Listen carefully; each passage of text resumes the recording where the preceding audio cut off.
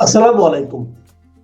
প্রিয় দর্শক, অন্য মঞ্চের আলাপচারিতায় আপনাদের সকলকে আমন্ত্রণ জানাচ্ছি। কিন্তু আপনাদের মনে হয় না এই পদ্মার ওই পারে গোপালগঞ্জ, ফরিদপুর, খুলনা এই অঞ্চলটায় আওয়ামী লীগের যে জনসমর্থন আছে, আমরা তো গোপালগঞ্জের গণহত্যার দিন থেকেই জানি আওয়ামী লীগের পক্ষে সম্ভব না সেখানে 50 লাখ মানুষ জড়ো করা, 40 লাখ, 30 লাখ, 10 লাখ সম্ভব না। এটার জন্য কি কোনো পরিকল্পনা লাগবে? শেখ হাসিনা যদি ডাক দেন যে ওইখানে তোমরা আসো, তাহলে 10-20 লাখ লোক যদি বেনাপোলে জড়ো হয়, সেটা কি খুব অবাক করা বিষয় হবে? ভাবলাম যে এই 24-এর জঙ্গি উত্থানের ফলে এই অন্য সব এলাকায় সব এখন জামাত, বিএনপি এসব হয়ে গেছে। সেটা তো জঙ্গিরাও জানে যে সেটা ওই অঞ্চলে হয় নাই। সম্ভব না সেখানে 20 লক্ষ লোকের সমাবেশ করে ফেলা। কিন্তু একদিনের ব্যাপার, 1.5 দিনের ব্যাপার। এই ধরনের গ্রামীণ এলাকায় যদি 10-20 লাখ লোক জড়ো হয়, যদি 20 লাখ না 10 লাখ লোকও জড়ো হয়, তাদের সাথে কে যুদ্ধ করবে? সেনাবাহিনী যুদ্ধ করবে? সেনাবাহিনী তো সবসময় ইয়েতে থাকে। তারা 24-এর জঙ্গি উত্থানেও কিন্তু জঙ্গিদের পক্ষে চলে গেছে আগে ভাগে। সেনাবাহিনী সবসময় চাইবে যে আগে ভাগে যারা বিজয়ী তাদের দলে চলে যেতে। সেনাবাহিনীর সব তো ওয়াকার না, তাই না? আওয়ামী লীগ তো 15-16 বছর বাংলাদেশ শাসন করেছে।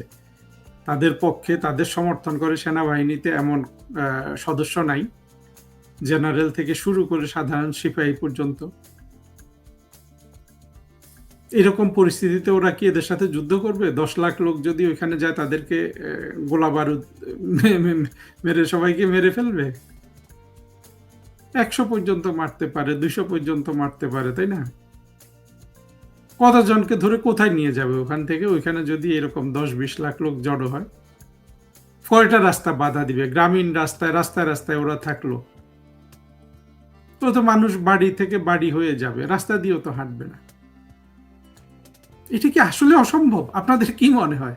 এই যে পিকচারটা বললাম, এটা যদি সম্ভব হয়, শেখ হাসিনা যদি ওইখান দিয়ে সিদ্ধান্ত নেন যে ঢুকবেন, তো আটকাবে কিভাবে? তারেক রহমান কিভাবে আটকাবে? গোপালগঞ্জে যে গত বছর যেভাবে হত্যা চালিয়েছে, বর্তমানে কি বাংলাদেশে সেই পরিস্থিতি আছে আরেকবার সেই হত্যাকাণ্ড শুরু করার? প্রকাশ্যে অবশ্যই, অপ্রকাশ্যে চলছে হত্যাকাণ্ড, আমরা জানি। প্রকাশ্যে এটা সম্ভব হবে? তাহলে শেখ হাসিনা কিভাবে তারেক রহমানরা বাধা দিবে? আমরা তো শুনছি যে এরা চাই না যে শেখ হাসিনা আসুক, দিল্লিতে থাকুক, যেটা আমিও চাই, যে জন্য এই ভিডিওটা করছি। আমি তো চাই না শেখ হাসিনা বাংলাদেশে ফিরে আসুক, কিন্তু যদি ফিরে আসে, আন্তর্জাতিক বিশ্ব যেটা নিয়ে আপনারা সবাই চিন্তিত যে না ভূ রাজনীতি, হ্যাঁ, চীন চায় না, আমেরিকা চায় না, ভারত চায় না, রাশিয়ার কথা তো বলেন না, তো এরা যদি নাও চেয়ে থাকে, তো এরা দেখছে না যে দেশটা চলছে না? কোনো পরাশক্তি তো সাধারণ মানুষ যাদের পক্ষে থাকে না তাদের পক্ষে যায় না। তারা পরাশক্তিরা যদি কেউ চেয়েও থাকে যে এই এদের পক্ষে থাকুক, এরা তো রাষ্ট্র চালাইতে পারে না। পেরেছে? ইউনূস পেরেছে? তারপরে তারেক রহমান পারছে? যে কোনো পরাশক্তির কিন্তু এটা বিবেচ্য থাকে যে রাষ্ট্রকে চালাইতে পারে। তারা কোনো পক্ষ নিলেও কিন্তু সেটা তাদের খেয়ালে থাকে, কারণ রাষ্ট্র যারা চালাইতে পারে না তাদের পক্ষে থাকা কিন্তু যে কোনো পরাশক্তির, তার যতটা আম দরকার সেই আম তো যাই, ছালাটাও চলে যায়। পরাশক্তিরা কি এটা চায় যে তার আম ছালা দুইটাই চলে যায়? চায়? আপনাদের কি মনে হয় পরাশক্তি কি সব জামাতের সদস্য যে তাদের মাথা এত মোটা? গৌতম দাস আর পিনাকি ওদেরকে হাতের আঙ্গুলের উপর নাচাইতে পারে? এইরকম বুদ্ধি হলে কি পরাশক্তি হওয়া যায়? তারা কেউ চায় না। তারা দেখে গেছে এই যে এক ডিম এক ঝুড়িতে রাখা বলে ভারতকেও হয়তো তারা, কারণ ভারতের হাই কমিশনে এখানে তো বাংলা ভাষার লোকজন চাকরি করে, তারা দেখছে যে টেলিভিশন টক শোতে ওই যে ঠোঁট পোড়া মতিউর রহমান চৌধুরী, ওর টক শোতে এসে সবাই বলে যে না, ডিমগুলো এক ঝুড়িতে না, বিভিন্ন ঝুড়িতে রাখতে হবে। মানে হলো যে না, শুধু আওয়ামী লীগের সাথে যেন ভারত খাতির না করে, বিএনপির সাথেও যেন খাতির করে, মাঝে মধ্যে জামাতের সাথে খাতির করে, একবার জামাতের সরকার, একবার বিএনপির সরকার, একবার আওয়ামী লীগের সরকার, এইভাবে। এইটাই হলো তাদের ডিম ডিম আর ঝুড়ি থিওরি। আমেনা মহসিনের হাজবেন্ড এটা শুরু করেছিল, যে এক ঝুড়িতে সব ডিম রাখা। তারা প্রভাবিত হয়েছে, তারা 15 বছর 16 বছর শেখ হাসিনার সরকার দেখে দেখে বিরক্ত, না মনে হয় যে বিএনপি আসলে বোধহয় এর চেয়ে ভালো কিছু হবে তাদের সাথে। তো ভারত দেখেছে না কিভাবে তারেক রহমান কোনোভাবেই সেই যে জঙ্গিরা তারেক রহমান সাহেবকে ক্ষমতা এনেছে তার থেকে কোনোভাবেই উনি ছুটতে পারছেন না। এটা ভারত দেখছে না, মার্কিনীরা দেখছে না, চীন দেখছে না, উপরন্তু কি পরিমাণ খটকা লাগিয়ে দিয়ে গেছে ইউনূসে তারেক রহমান সাহেবের হাত পা বেঁধে। অথচ তারেক রহমান সাহেব তো এটা চাইছেনি। আমরা তো শুনি যে তারেক রহমান সাহেবের কাছে যে যখন গেছে, সেই খলিলরা যখন, ইউনূস যখন ওই লন্ডনে গিয়েছিল, বলেছে যে তারেক রহমান নাকি বলেছে যে যা বলে সব মেনে নাও। এই স্পিরিটটা কিন্তু আমরা ওদের মধ্যে দেখেছি। সালাউদ্দিন সাহেব পার্লামেন্টে দাঁড়িয়ে বলেছেন, স্বরাষ্ট্রমন্ত্রী, আমার খুব পছন্দের মানুষ, বলেছেন যে আমরা যদি ইলেকশনটা না দেয় সেই জন্য আমরা যত ধরনের ওরা যা বলছে সব মেনে নিয়েছি, সেই জুলাই সনদ টনদ যা কিছু। এটা স্পিকার সাহেব হাফিজউদ্দিন সাহেবও তো বলেছেন যে আমরা যদি ওদের কথা মেনে না নিই, যদি ইলেকশন না দেয়, তো তারেক রহমান যদি এটা বলে থাকে, এটা তো অবিশ্বাস করার কারণ নাই যে যে যা বলে মেনে নাও।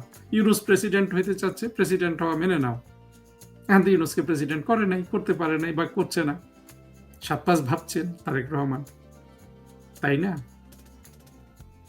কিন্তু এই শুধু ইউনূসকে প্রেসিডেন্ট না করলে তারেক রহমান কি যে বিপদ কাঁধে নিয়েছেন এটা থেকে বাঁচতে পারবেন? আমি না এই পুরো যে বাংলাদেশের সামনে যে গজব নাজিল হতে যাচ্ছে, বাংলাদেশের সামনে মানে স্বাধীনতা বিরোধীদের সামনে, তাদের মধ্যে না আমি সবচেয়ে বেশি সমব্যথী কিন্তু বিএনপির জন্য। আমাকে তো অনেকে বকাবকি করে যে কেন বিএনপির প্রতি আমি এত সমব্যথী। থাক, একটা দল, অবুঝ অবোধ, কিন্তু সেখানে তো জঙ্গি কম। যদিও বোধে বুদ্ধিতে জঙ্গি, প্র্যাকটিক্যালি জঙ্গি। বোধে বুদ্ধিতে তাও মিলব জঙ্গি। কিন্তু তারেক রহমান সাহেবের তো একটা সুযোগ এসেছিল, তাই না? বড় সুযোগ এসেছিল। কিন্তু আপনি মনে করেন যে 21শে আগস্টের গ্রেনেড হামলা, সেভাবেই তো শেখ হাসিনাকে দোষী করা হয় যে শেখ হাসিনা হুকুমের আসামি দিয়ে, ওনাকে কিন্তু ফাঁসির আদেশও দিয়ে দিয়েছে শেখ হাসিনার উপর। তো এখানে পার্থক্যটা বুঝবেন না। তারেক রহমান যদি ওইটার হুকুমের আসামি, মানে হুকুমের আসামি হয়, তো সে তারেক রহমান কোন শক্তি বলে সেই হুকুম দিয়েছিল যে এদের সবাইকে বোমা, গ্রেনেড, আর্জেস গ্রেনেড মেরে উড়িয়ে দাও? কোন ক্ষমতা বলে দিয়েছিল? আর শেখ হাসিনা যদি দিয়েও থাকে, সে তো রাষ্ট্রের চিফ এক্সিকিউটিভ হিসেবে দিয়েছিল। এ তো মেজর আক্তার জামাতের সদস্য এখন, যদিও আমার মনে হয় যে উনি আসলে মানে জামাতে গেছে আপাতত নিরাপত্তার জন্য। উনি, আমার মনে হয় না যে উনি আসলে জামাতের সদস্য হতে পেরেছেন। উনি তো বলেছেন যে রাষ্ট্রের প্রধান, রাষ্ট্র ধ্বংস হয়ে যাচ্ছে, হ্যাঁ, উৎখাত করতে চাচ্ছে, বিশৃঙ্খলা করছে, তো সেখানে তো সরকার প্রধান হিসাবে দায়িত্বই আছে যে বলার যে এগুলো থামাও। কোন রাষ্ট্র এই ধরনের উৎখাতে থামায় না? ইরান কি করেছে, চীন কি করেছে? শেখ হাসিনা কিছুই করেনি, ধরে রাখলাম সবই সত্য, কিন্তু সেরকম বৈধতা কি তারেক রহমানের পক্ষে আছে? গ্রেনেড হামলার, 21শে আগস্টের গ্রেনেড হামলার আসলে কি আছে? শেখ হাসিনা কি রাষ্ট্রে উৎপাত করছিল? তারেক রহমান কি তখন চিফ এক্সিকিউটিভ ছিলেন? দুই পরিস্থিতি কি মেলে? তারেক রহমান তো খুব সহজে মুক্তি পেয়ে গেছেন। জেল তো দূরে থাকুক, আদালতেও দাঁড়াইতে হয়নি এত বড় ঘটনার পরে। এইটা একটি জীবনের একটা বড় অর্জন, মানে বড় সুযোগ, এবং এটার জন্য প্রতি কৃতজ্ঞতা থাকা উচিত ছিল না তারেক রহমান সাহেবের? আমার তো মনে হয় কোনো প্রজ্ঞাবান রাজনৈতিক নেতা হলে আগে সেটা সুরাহা করতো, যে এত বড় মুক্তি পেয়ে গেলাম, যেখানে আসলে ফাঁসি হয়ে যেতে পারতো, যাবজ্জীবন হয়ে যেতে পারতো, সেটা যাতে আবার ঘাড়ে না আসে, সেই অপরাধ মিথ্যা হলেও যদি না আসে। মিথ্যা তো আর কেউ বলবে না, জজ মিয়া নাটক তো আমরা সবাই জানি, তাই না? যে কোনো বুদ্ধিমান মানুষ তো ওইটাই আগে করে আসলে। কিন্তু তারেক রহমান সাহেবের তো আমরা তো আসলে সেটা আমি আশা করি সবসময়, কিন্তু সেটা কি উনি দেখাচ্ছেন? উনি তো কোনোভাবেই সেই 2001 থেকে 6-এর তারেক রহমান থেকে একটু বের হয়ে আসতে পারছেন না। তো শেখ হাসিনা যদি ফিরে আসেন, এটা আবার আগের জায়গায় কিন্তু চলে যাবে। 21শে আগস্টের গ্রেনেড হামলা, যা যা ছিলেন তারেক রহমান সেই 24-এর জঙ্গি উত্থানের আগে, তার রাজনৈতিক সামাজিক অপরাধ জগৎ বলুন বা সব মিলে তিনি যে অবস্থায় ছিলেন সেখানে চলে যাবে না। আর প্রধানমন্ত্রী শেখ হাসিনার পক্ষে তো সেই প্রধানমন্ত্রী রয়েই গেছে। সংবিধান অনুযায়ী নাকি দেশ চলছে, তো সংবিধান অনুযায়ী তো শেখ হাসিনাই প্রধানমন্ত্রী। এটা তো অনেকে আবার আজকে 2-1 জনকে বললাম কুতিয়ে কুতিয়ে বলার চেষ্টা করছে যে হ্যাঁ তারেক রহমান একটা ডি জুরে প্রধানমন্ত্রী, ইলেকশনের মধ্যে এসছেন। কিসের ইলেকশন হয়েছে? 2026-এ যে ইলেকশন হয়েছে এটা তো ইতিহাসের দ্বিতীয় কুখ্যাত ইলেকশন হিসাবে থাকবে, প্রথম কুখ্যাত ইলেকশন হিসাবে থাকবে না। না, এটা আমি একদম করে বলছি, মানে একেবারে নিরপেক্ষতার জায়গা থেকে। আমি তো চাই না শেখ হাসিনা আসুক, আমি এখন নিরপেক্ষতার জায়গা থেকে বলছি। তো এরকম একটা ইলেকশনে প্রধানমন্ত্রী হলে সারা পৃথিবীর কারো তো কনফিডেন্স থাকবে না। আপনারা দেখেছেন তারেক রহমান সাহেব কোনো বিদেশেও যেতে পারছে না, কোনো বিদেশি রাষ্ট্রপ্রধান, সরকার প্রধান কোনো ডেলিগেশন ওনার কাছে আসছে না। সারোয়ার কি আছে নাম, ওই যে ওগুলা ক্যাপটাগন খাওয়া এই যে ছেলেগুলা, ফুয়াদ, এরা যতক্ষণ দেশ চষে বেড়াবে ততক্ষণ তো কেউ এখানে বিদেশিরা বিনিয়োগ করতে আসবে না। মানুষ দরিদ্র হয়ে যাচ্ছে না? এত বিপদ থেকে তারেক রহমান কিভাবে বাঁচবেন? এটা বাঁচার তো একমাত্র সুযোগ ছিল ওনার, উনি যদি শেখ হাসিনার সাথে সন্ধি করতেন।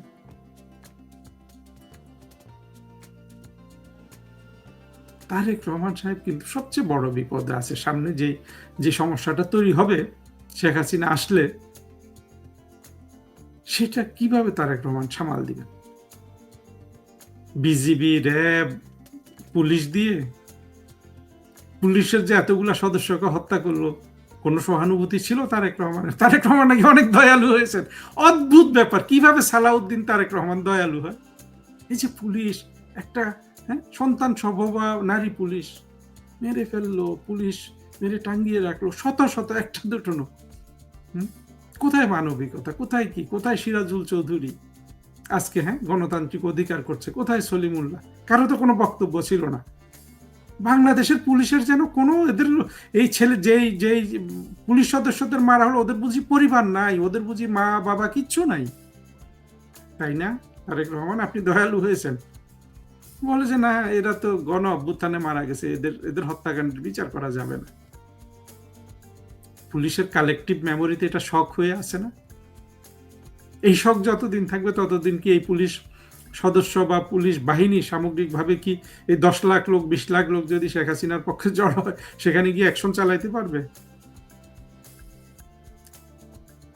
আর আওয়ামী লীগের স্মৃতি, তারেক রহমান তো আমার থেকেও 6-7 বছরের বড়। উনি দেখেন নাই শেখ হাসিনা 81 সালে বাংলাদেশে আসার পর থেকে, ওই 1996 থেকে 2001 এই 5 বছর যখন উনি প্রধানমন্ত্রী ছিলেন, তার বাইরে সে 81 থেকে 2008 পর্যন্ত তো শেখ হাসিনা রাস্তা তো শেখ হাসিনার দখলে ছিল। আমি তো স্পষ্ট চোখ বন্ধ করলেই দেখতে পাই সেই বিচারপতি আজিজের অফিসের সামনে রাস্তায়, মানিক মিয়া অ্যাভিনিউতে, এই যে এখন যারা নেতা একটু সিনিয়র হয়েছেন বা অনেক সিনিয়র হয়ে গেছেন, তারা ওখানে রাস্তায় বসেছিলেন না? জাহাঙ্গীর কবির নানক, মির্জা আব্বাস, হাজার হাজার আওয়ামী লীগ কর্মী, মতিয়া চৌধুরী, তোফায়েল আহমেদ যিনি মারা গেলেন, এই মতিয়া চৌধুরী এখন নাই, কিন্তু এই ইনস্টিটিউশনাল মেমোরিটা আওয়ামী লীগের রয়ে গেছে না? যেই দল 81 সাল থেকে, আগের কথাগুলো বাদই দিলাম, 81 সাল অর্থাৎ শেখ হাসিনার আমলটাই যদি ধরি, সেই 81 সাল থেকে 96 পর্যন্ত 21 বছর, তারপরে 2006 থেকে 2001 থেকে 8 পর্যন্ত আবার 8 বছর, 21, 8, 29 বছর। 81 থেকে 26 পর্যন্ত কত হয়? 46-47 বছর নাকি? 81 থেকে ওইখানে 20 বছর, এখানে না বেশি, আমার মনে হচ্ছে আমি ভুল বলছি। 81 থেকে 2026 পর্যন্ত 46 বছরের মধ্যে 29 বছর যে দল রাজপথে ছিল, রাজপথ যাদের দখলে ছিল, 46 ইয়ার্সের মধ্যে, গত 46 বছরের মধ্যে যে দলের দখলে ছিল বাংলাদেশের রাজপথ, 29 বছর। 29 বছরের এরশাদের সময়টা বিএনপিও রাজপথে ছিল, অস্বীকার করার জন্য নাই, কিন্তু আওয়ামী লীগ তো এখানে বড় সংগঠন। 46 বছরের মধ্যে 29 বছর যেই দলের দখলে বাংলাদেশের রাজপথ ছিল, সেই দল আর রাজপথে নামবে না, এটা বিশ্বাসযোগ্য? যদি নামে, যেভাবে বললাম যদি সেভাবেই ঘটে, তারেক রহমান কি করবে? জঙ্গিরা কি করবে? কতজনকে মারবে? যদি ওরা সবাই ডিসিশন নেয় যে না আমরা 10 লাখই মরে যাব, তখন তো একজনকেও মারতে পারবে না। পারবে? যদি 2-4-10 জন সিদ্ধান্ত নেয়, 2-4 হাজার সিদ্ধান্ত নেয় যে আমরা সবাই মরে যাব, সবাইকে মেরে ফেলতে পারবে। কিন্তু 10 লাখ যদি একসাথে সিদ্ধান্ত নেয় যে আমরা সবাই মরে যাব, তখন তো একজনকেও মারতে পারবে না। ওরা যদি ওইভাবে সিদ্ধান্ত নিয়ে নেয় না আমরা 10 লাখই মরে যাব, যাতে আমরা সবাই বেঁচে যাই, তখন তারেক রহমান আপনি সামলাবেন কিভাবে? এই জন্য তো আপনি চান যে শেখ হাসিনা থাকুক ওখানে। তাহলে খোঁচান কেন? আপনারা অবশ্য কম খোঁচান, খোঁচায় তো জঙ্গিরা। আর যদি চলে আসে শেখ হাসিনা এইভাবে 10 লাখ লোক 20 লাখ লোকের সমাবেশ করে, সংবিধান অনুযায়ী এখনো প্রধানমন্ত্রী, ওয়াকারও তো সাইড চেঞ্জ করে ফেলতে পারে। কারণ ওয়াকার সম্পর্কে তো মাঝে মধ্যে শুনি যে ওয়াকার এখন মানে ওয়াকারের তো আশ্রয় দরকার ভবিষ্যতে, ওয়াকারের জায়গায় আরেকজন আসবে, তারা কি থাকবে? এই যে গণজোয়ার আসছে, গণজোয়ারের কথা তো বলছি না, গণজোয়ার নাই, যে 10 লাখ লোকের কথা বলছি, সেটা যদি হয়, এত সবাই সাইড বদলে ফেলবে। এটাই তো বাংলাদেশের অতীতের ইতিহাসের শিক্ষা। তারপরেও আমি চাই না শেখ হাসিনা আসুক। কেন চাই না জানেন? আসলে শেখ হাসিনার এই যে বাংলাদেশ থেকে যেইভাবে জঙ্গিরা শেখ হাসিনা সরকারের পতন ঘটিয়েছে এবং বঙ্গবন্ধুকে শেখ হাসিনাকে যেভাবে অপমান করা হয়েছে, এখন শেখ হাসিনার ফিরে আসাটা আমাদের জন্য একটা সেন্টিমেন্ট, আবেগের বিষয় হয়ে গেছে। এই যে উনি যে ফিরে আসবেন, এর সাথে যে পরিমাণ আবেগ জড়িত, সেই পরিস্থিতিটাই তো আমি ফেস করার সাহস পাচ্ছি না। এই যে সাহস পাচ্ছি না, ওই জন্য আমি চাই না শেখ হাসিনা আসুক। অনেক কঠিন আবেগের বিষয়, তাই না? কিন্তু বাস্তবতাটা কি? যদি আসেন শেখ হাসিনা, তারেক রহমান, জামাত, এনসিপি, এদের ঠেকানোর কোনো সুযোগ আছে? ওই এলাকায় জঙ্গিরা কার্যকর হবে? আমার তো মনে হয় হবে না। আমার মনে হয় তারেক রহমান সাহেব, আপনি একটু এসব একটু ভাববেন। আপনার যেসব উপদেষ্টা ইত্যাদি আছে, তাদেরও বোধহয় এই জিনিসগুলা ভেবে দেখা উচিত। আসসালামু আলাইকুম রহমতুল্লাহি ওয়া বারাকাতুহু। সম্মানিত দর্শক, আওয়ামী লীগকে দেশে ফিরিয়ে আনার জন্যে, মানে রাজনীতিতে ফিরিয়ে আনার জন্যে এবং এর নেতৃত্বের শীর্ষ পর্যায়ে শেখ হাসিনাকে আবার বসানোর জন্যে দিল্লি কি চেষ্টা করছে? দিল্লি কি আমেরিকার সঙ্গে কোনো লবিং করছে? এবং এই সমস্ত বিষয়াদি নিয়ে দিল্লির সঙ্গে বেজিংয়ের কি কোনো কথাবার্তা হয়েছে? বা যদি হয়ে থাকে, সেই বিষয়গুলো কি হতে পারে? একজন রাজনীতির পর্যবেক্ষক রূপে আমি যতটুকু বুঝেছি সেই বিষয়গুলো আপনাদের সামনে বলবো। তার আগে বলে নিই যে ইউনূস সাহেবের যে অন্তর্বর্তীকালীন সরকার এবং বর্তমানের জনাব তারেক রহমান সাহেবের সরকার, আমরা তাদেরকে যে ফর্মই ধরি না কেন বা দেখি না কেন, আসলে এই সরকারের মৌল ভিত্তিগুলো কি? প্রথমে ইউনূস সাহেবকে দিয়ে শুরু করি। ইউনূস সাহেবের আগমন এবং তার সঙ্গে যারা উপদেষ্টা ছিলেন, সবারই কর্মকাণ্ড অনেকটা ছিল veni vidi ভেসি। Julius caesar, Roman সম্রাট জুলিয়াস সিজার, তিনি তখনও তিনি মানে যাকে বলা হয় সিজার হননি, সম্রাট হননি, তার আগে যখন তিনি কনসুল ছিলেন, তো সেই কনসুল থাকা অবস্থায় তিনি আজকের যে তুরস্ক, এই তুরস্কের একটা বিরাট এলাকা জয় করলেন এবং তৎকালীন সময় ওই এলাকাটি উপজাতি অধ্যুষিত ছিল এবং ভীষণ রকম ডেঞ্জারাস একটা জায়গা ছিল। জার্মানিতে একটা জায়গা ছিল, তারপর ফ্রান্সে একটা জায়গা ছিল, আর তুরস্কের এই জায়গাটি নানা কারণে এখানে কোনো বিজেতা যেতে সাহস পেতেন না। এবং যে কোনো কারণে হোক না কেন, জুলিয়াস সিজার এত বিখ্যাত, সে মানে সেই জার্মানি দখল করেছিলেন, তারপরে তিনি গলের যে যুদ্ধ তার মাধ্যমে ফ্রান্স দখল করেছিলেন এবং ইংল্যান্ডও দখল করেছিলেন। তো এই দখল করার আগে তিনি তার যে প্রথম যে যুদ্ধটি, যেটিকে বলা হয় ডিসাইসিভ ব্যাটেল, সেই যুদ্ধটি ছিল এই তুরস্কে। তিনি এত সহজে এটা জয় করলেন, তিনি ভাবতেই পারলেন না হাউ ইট ইজ পসিবল। শুধু বিজয়ের পর তিনি রোমান সিনেটকে লিখলেন, ভিনি ভিটি ভিসি, আসলাম, দেখলাম এবং জয় করলাম। ডক্টর মোহাম্মদ ইউনূসের সঙ্গে যারা এসেছিলেন ক্ষমতাতে, সবাই আসলাম, দেখলাম, জয় করলাম। তারা যেভাবে বলতে পারবেন না কেন আসলাম, কিভাবে আসলাম ইত্যাদি, আবার একইভাবে তারা বলতে পারবেন না কেন গেলাম, কিভাবে গেলাম। পুরো জিনিসটি একটা সিস্টেমের মধ্যে জাস্ট দে প্লেড। তাদেরকে একটা জায়গাতে বসানো হয়েছিল, বসার পরে তারা কিছু কর্মপরিধি, তাদের কিছু চিন্তা চেতনা বা তাদের দক্ষতা অভিজ্ঞতা তারা সেই চেয়ারে বসে করার চেষ্টা করেছে, যেটি বলতে গেলে ব্যর্থ হয়েছে। এবং এমন একটা সময় তারা যেতে বাধ্য হয়েছেন, যদি তারা না যেতেন তাহলে তাদের অস্তিত্ব কোন পর্যায়ে থাকতো একমাত্র আরশের মালিক আল্লাহ ছাড়া বলতে পারেন না।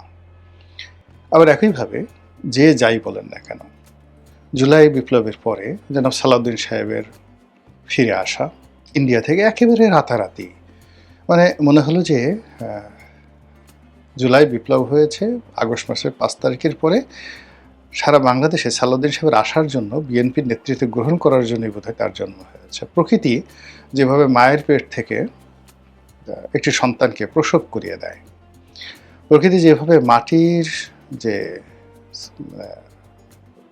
ঘনত্ব, সেই ঘনত্ব ভেদ করে একটি ধানের চারা বা একটি শস্যের যে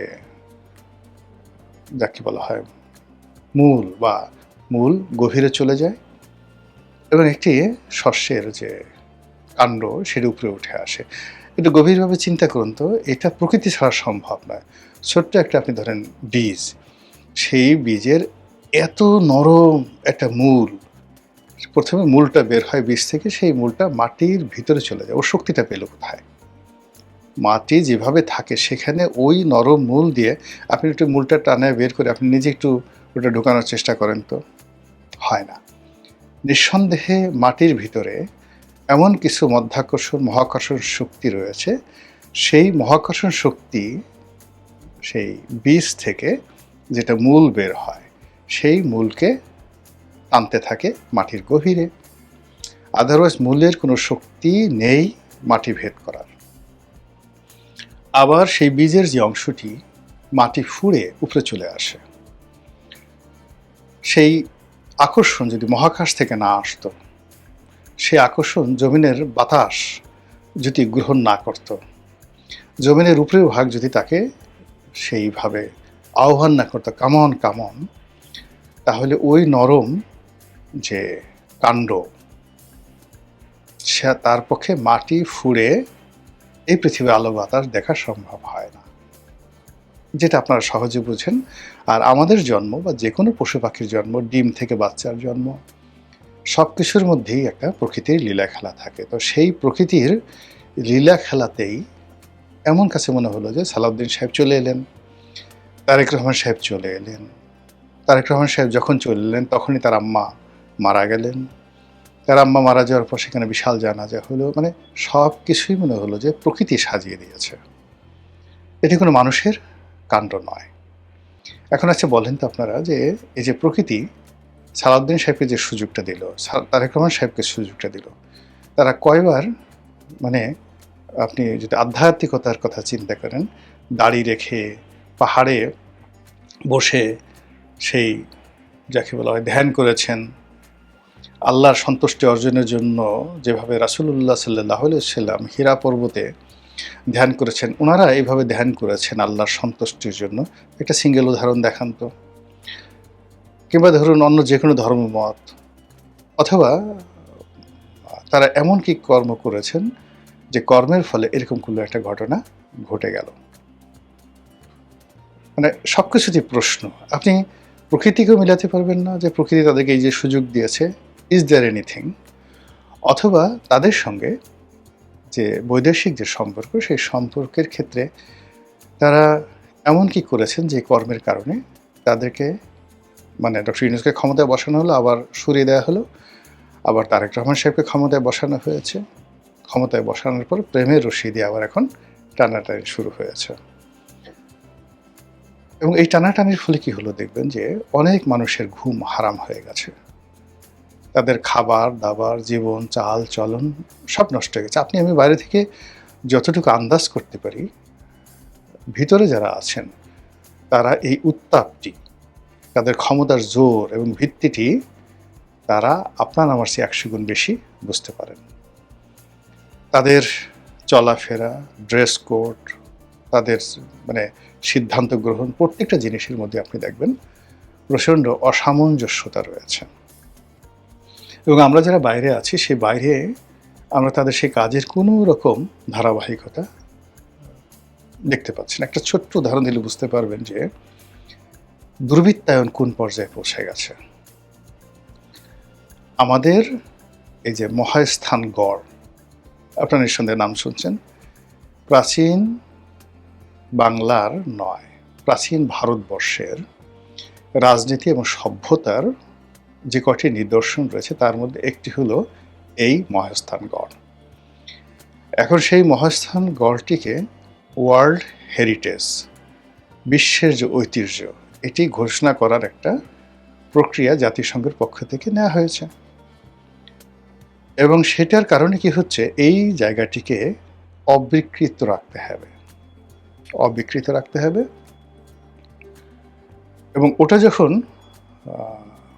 ওয়ার্ল্ড হেরিটেজ হিসেবে ঘোষিত হবে, তখন ওটা কেন্দ্রিক পর্যটন, ওটা কেন্দ্রিক উন্নয়ন, এটা জাতিসংঘ করবে। এবং এটার একটা বিরাট, আজ ধরেন আমরা পেত্রা দেখতে যাই, আজ আমরা সেই মিশরের যে পিরামিড দেখতে যাই, মূলত এর সঙ্গে জাতিসংঘ জড়িত। তেমনি আমাদের মহাস্থানগড়, আমাদের পাহাড়পুর বৌদ্ধবিহার, ইভেন আমাদের সোনারগাঁর যে পালাম সিটি, এগুলোকে যদি আমরা ওয়ার্ল্ড হেরিটেজের মধ্যে ঢুকিয়ে দিতে পারি, তাহলে আমাদের পর্যটন শিল্পটা অনেকটা জায়গায় চলে যাবে। তো সেই রকমভাবে আমাদের মঞ্জিল মোর্শেদ, অ্যাডভোকেট মঞ্জিল মোর্শেদ সহ আরও অনেক যারা এমিনেন্ট আইনজীবী আছেন, তারা এই জিনিসগুলো নিয়ে কাজ করছেন দীর্ঘদিন ধরে।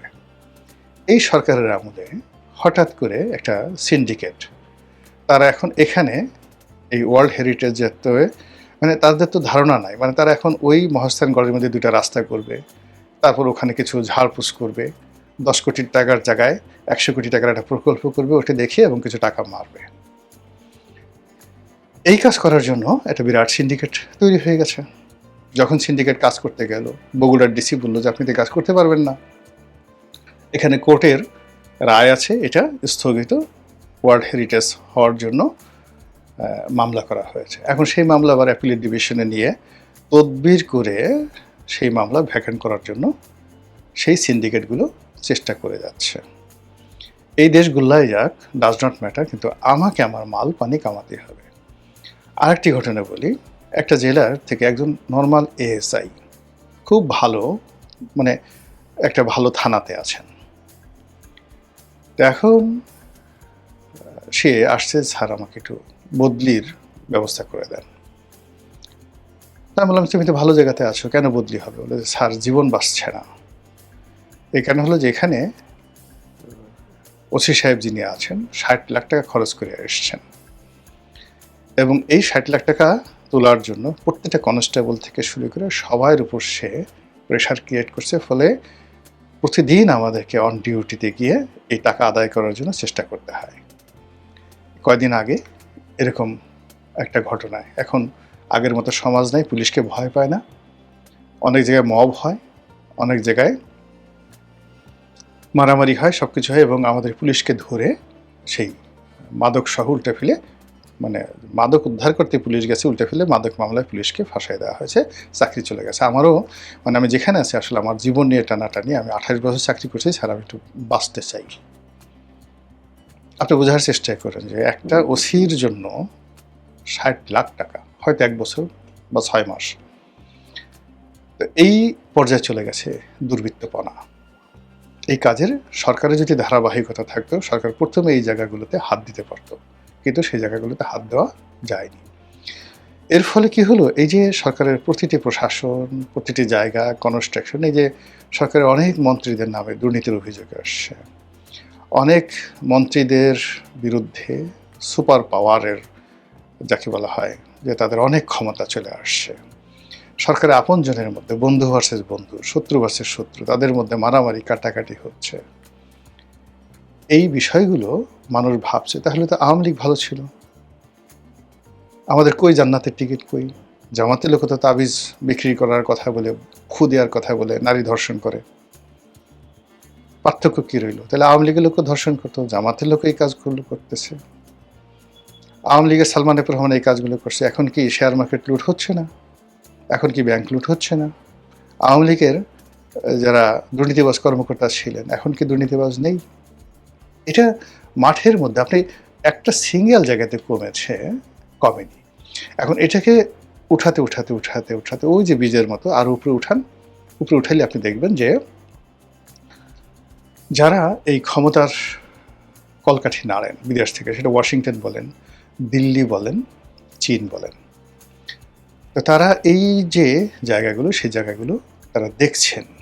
দেখার পরে তাদের কি মনে হচ্ছে যে তাদের বিনিয়োগ, তাদের ভবিষ্যৎ, তাদের সিদ্ধান্ত, তাদের সাথে সরকারের যে সম্পর্ক, সেই সম্পর্কটা কন্টিনিউ করার জন্য যে চেইন অফ কমান্ড, সেই চেইন অফ কমান্ড 17 বছর কেমন ছিল, গত 2 বছরে কেমন চলছে।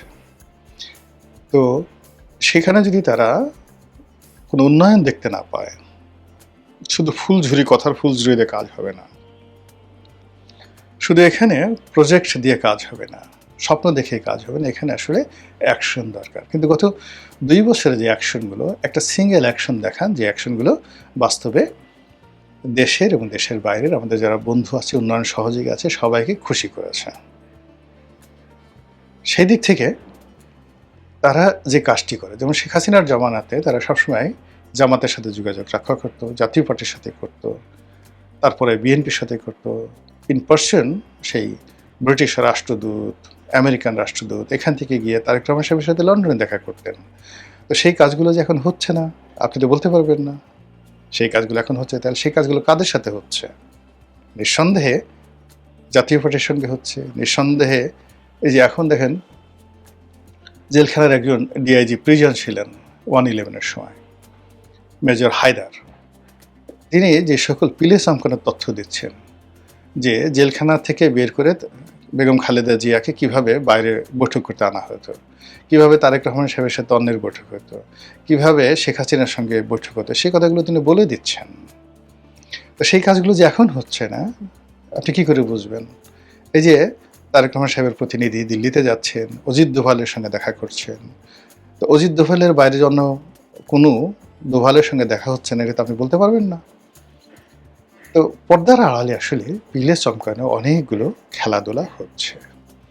আর সেই খেলাধুলা যতক্ষণ না পর্যন্ত, যেটা আমি বক্তব্য শেষ করে ফেলব, যদি রাজনৈতিক দল অর্থাৎ জামাত, বিএনপি তাদের হাতে থাকে, সরকার হিসেবে বিএনপির সরকার, জনাব তারেক রহমান সাহেবের সরকার তার হাতে থাকে, তাহলে বিদেশিরা বিষয়টা নাক গলাতে পারবে না। কিন্তু যদি এই ক্ষমতা ট্রান্সফর্ম, কারা থাকবে কারা আসবে, এই সিদ্ধান্তগুলো বিদেশিদের হাতে চলে যায়, তাহলে সংগত কারণে এখানে সামরিক বাহিনী মিডিয়েটর হয়ে যাবে like Pakistan, civil service mediator হয়ে যাবে, মধ্যস্থতাকারী হয়ে যাবে লাইক পাকিস্তান, এবং মিশরের মতো এখানে একটি রাজনৈতিক অভ্যুত্থান, সামরিক অভ্যুত্থান ঘটে যেতে পারে। এবং সেই অর্থে যেমন এখানে ধরুন পাকিস্তানে যখন ইমরান খানকে হটানোর প্রয়োজন হলো, তখন এই চাপের মধ্যে ফেলে 3টি বৃহৎ রাজনৈতিক শক্তি তাদেরকে এক টেবিলে বসানো হলো। এই সেনাবাহিনী বসিয়েছে, সেটা হলো বেনজির ভুট্টোর পিপলস পার্টি, তারপরে নওয়াজ শরীফের মুসলিম লীগ, তারপরে আবার নওয়াজ শরীফ মুসলিম লীগের 2টো গ্রুপ ছিল, নওয়াজ শরীফের মেয়ে এবং নওয়াজ শরীফের ভাই, এখন যিনি শাহবাজ শরীফ আছেন, তাদেরকে বসানো হলো। আরেকজন যেমন বাংলাদেশের জামাতের মতো এরকম প্রভাবশালী, ওখানে জামাত না, তাকে বলা হয় মাওলানা ফজলুর রহমান ওরফে ডিজেল মাওলানা। তাকেও, যিনি একসময় ইমরান খানের ঘনিষ্ঠ যে ছিলেন, তাকে ইমরান খান থেকে সরিয়ে এনে এখানে বসানো হলো এবং সেই সরকার এখন সেখানে চলছে। কাজেই শেখ হাসিনাকে নিয়ে বেইজিং, দিল্লি এবং আমেরিকায় যে কোন লেভেলে খেলা চলছে, আশা করি সরকারের যারা কর্তাব্য ব্যক্তি তারা বুঝবেন যে তারা যখন ক্ষমতার বাইরে ছিলেন তাদের সঙ্গে যেভাবে এই বিদেশি শক্তিগুলো খেলেছে, তার চেয়ে 100 গুণ বেশি আগ্রহ নিয়ে, উৎসাহ নিয়ে এখন তারা আওয়ামী লীগ এবং শেখ হাসিনার সঙ্গে খেলছে। আর সেই খেলায় কে কাকে গোল দেয় সেটি এখন দেখার বিষয়। মহান আল্লাহ আমাদের সবাইকে হেদায়েত দান করুন এবং হেফাজত করুন। আসসালামু আলাইকুম ওয়া রাহমাতুল্লাহি ওয়া বারাকাতুহু।